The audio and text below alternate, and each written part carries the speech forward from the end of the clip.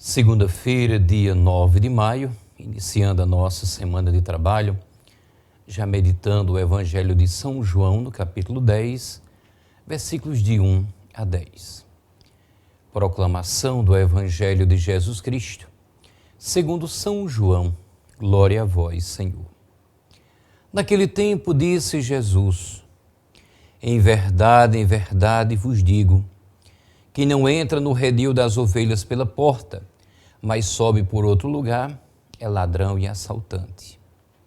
Quem entra pela porta é o pastor das ovelhas. A esse, o porteiro abre, e as ovelhas escutam sua voz. Ele chama as ovelhas pelo nome e as conduz para fora. E depois de fazer sair todas as que são suas, caminha à sua frente, e as ovelhas o seguem porque conhecem a sua voz. Mas não seguem o estranho, antes fogem dele, porque não conhecem a voz dos estranhos. Jesus contou-lhes esta parábola, mas eles não entenderam o que lhe queria dizer.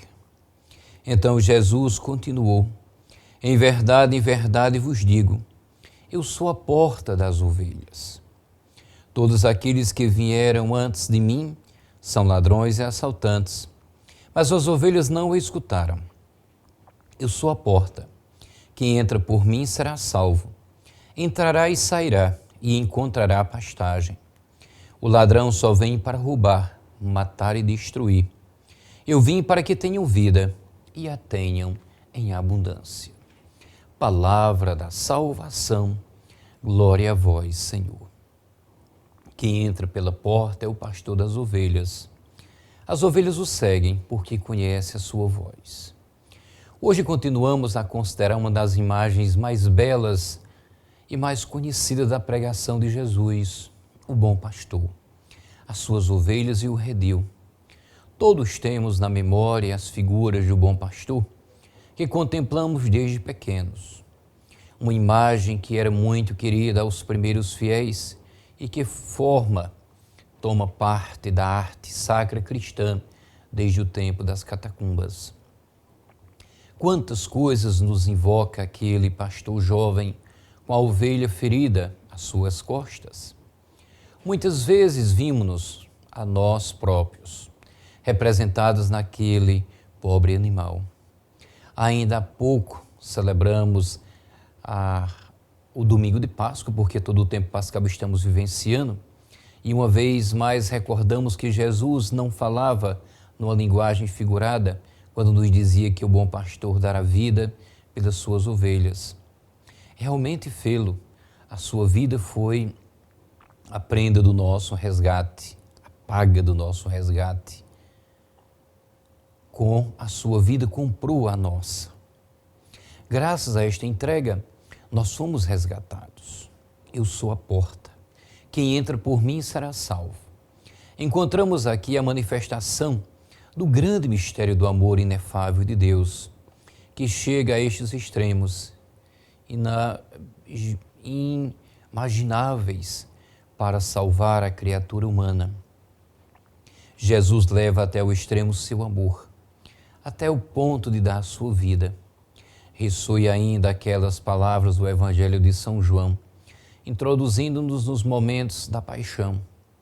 Antes da festa da Páscoa, sabendo Jesus que tinha chegado a sua hora de passar deste mundo para o Pai, tendo amado os que estavam no mundo, amou-os até o fim. De entre as palavras de Jesus, gostaria de aprofundar nestas: eu sou bom pastor, conheço as minhas ovelhas e elas conhecem-me. Mas ainda, as ovelhas escutam a sua voz e seguem-no porque conhecem a sua voz. É verdade que Jesus nos conhece, mas podemos nós dizer que o conhecemos bem, a Ele que o amamos e que correspondemos com este amor. Em todos os evangelhos, João é o único que nos apresenta Jesus diretamente, como e a porta das ovelhas, como pastor e porta. Jesus indica claramente que Ele é a única porta por onde devem entrar todos os pastores de Israel, ou seja, os reis ou dirigentes messiânicos de Israel devem se ajustar ao único verdadeiro pastor, que é Jesus. Quem não entra como os apóstolos pela sua porta não pode ser verdadeiro pastor. Por isso, na continuação, Jesus explica seu papel de supremo e verdadeiro pastor. A afirmação de Jesus, segundo a qual ele é a porta do aprisco, e de tal modo absoluto, que nos obriga a mantê-lo como uma verdade de fé. Todo aquele que não se compromete com Jesus e seus ensinamentos não pode ser verdadeiro pastor das ovelhas, que constitui os súditos do seu reino.